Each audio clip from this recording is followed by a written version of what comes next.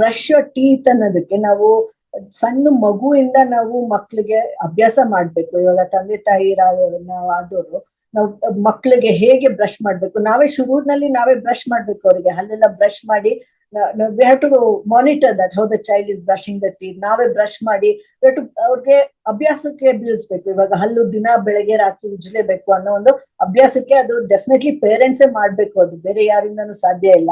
So ಅದು brush twice a day brush ಮಾಡ್ಲೇಬೇಕು. ಆಮೇಲೆ ನಾವು ಬ್ರಷ್ ಮಾಡೋದು ಕೂಡ ಅಡ್ಡ ಅಡ್ಡ ಬ್ರಷ್ ಮಾಡ್ಬಾರ್ದು. ಅದು ಹಾಗೆ ಅಡ್ಡ ಮಾಡಿದ್ರೆ ಅದು ಹಲ್ಲು ಸೌದೋಗುತ್ತೆ. ನಾವು ಮೇಲೆ ಕೆಳಗೆ ಮಾಡ್ಬೇಕು. ಮುಂದ್ಗಡೆ ಹಲ್ಲು, ಒಳಗಡೆ ಹಲ್ಲೆಲ್ಲ ನಾವು ಸರ್ಫೇಸ್ ಮೇಲೆ ಬ್ರಷ್ ಮಾಡ್ಬೇಕು. ಒಳಗಡೆನೂ ಮೇಲೆ ಕೆಳಗೆ ಬ್ರಷ್ ಮಾಡ್ಬಿಟ್ಟು ಕ್ಲೀನ್ ಆಗಿ ಇಟ್ಕೋಬೇಕು. ನಾವು ಕರೆಕ್ಟ್ ಆಗಿ ಬ್ರಷ್ ಮಾಡ್ತಿದೀವೋ ಇಲ್ಲ ಅಂತ ಹೇಗೆ ಗೊತ್ತಾಗುತ್ತೆ, ಮೇಲೆ ಕೆಳಗೆ ಬ್ರಷ್ ಅಪ್ ಅಂಡ್ ಡೌನ್ ಅಂತ ನಾವು ಹೇಳ್ತೀವಿ. ಅದು ಟೂ ಅಂಡ್ ಫ್ರೋ ಮಾಡ್ಬಾರ್ದು. ಹಲ್ಲು ಅಲ್ಲೆಲ್ಲ ಸೌದೋಗುತ್ತೆ ಹಲ್ಲು.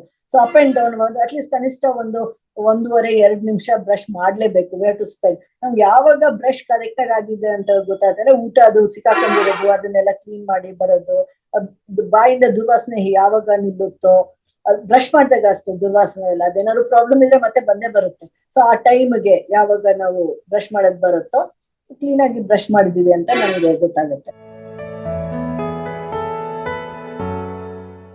I usually advise soft to medium hard brush use ಮಾಡಬೇಡಿ. ಅದು ಹಲ್ಲಿಗೆ ಇನ್ನ ತುಂಬಾ ಹಾನಿಕರ. ಅದು it will wear out the teeth.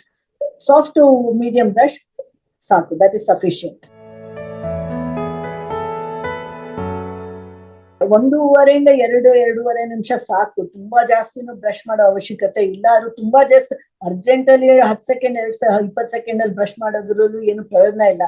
Spend some time 1.5-2 ನಿಮಿಷ ಆದ್ರೂ ಸ್ಪೆಂಡ್ ಮಾಡಿ. ಬ್ರಷ್ ಫುಲ್ ಮೌತ್ ಬ್ರಷ್ ಮಾಡೋಕೆ ಸ್ಪೆಂಡ್ ಮಾಡಿ, ಟೈಮ್ ಸ್ಪೆಂಡ್ ಮಾಡಿ. You have to definitely brush twice a day. ಮಧ್ಯಾಹ್ನ ಊಟ ಆದ್ಮೇಲೆ ಬ್ರಷ್ ಮಾಡ್ಬೇಕು ಅನ್ಸಿದ್ರೆ ನಿಮ್ದು it is a personal preference.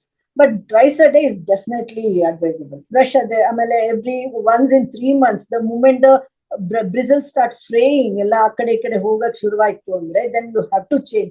So ಅದು ಯೂಶಲಿ 1 to 3 months 4 months ಒಂದ್ಸತಿ ಚೇಂಜ್ ಮಾಡ್ಲೇಬೇಕಾಗುತ್ತೆ. ಆಮೇಲೆ ನೀವು ಬ್ರಷ್ ನ ಕ್ಯಾಪ್ ಹಾಕಿ ಇಡ್ಬೇಡಿ, ಕವರ್ ಮಾಡಿ ಇಡ್ಬೇಡಿ. Please keep it open. Brush wash ಮಾಡ್ಬಿಟ್ಟು ಹಲ್ಲು ಉಜ್ಜಾದ್ಮೇಲೆ ಕ್ಲೀನ್ ಆಗಿ ವಾಶ್ ಮಾಡ್ಬಿಟ್ಟು ಓಪನ್ ಇಡಿ. Don't put a cap and keep it covered. ಅದು bacterial growth will be more.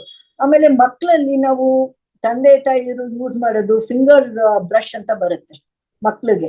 V have to use that. ಮಕ್ಳಿಗೂ ಅದನ್ನ ಯೂಸ್ ಮಾಡಿ ನಾವು ಹಲ್ಲು ಉಜ್ಬೇಕಾಗುತ್ತೆ.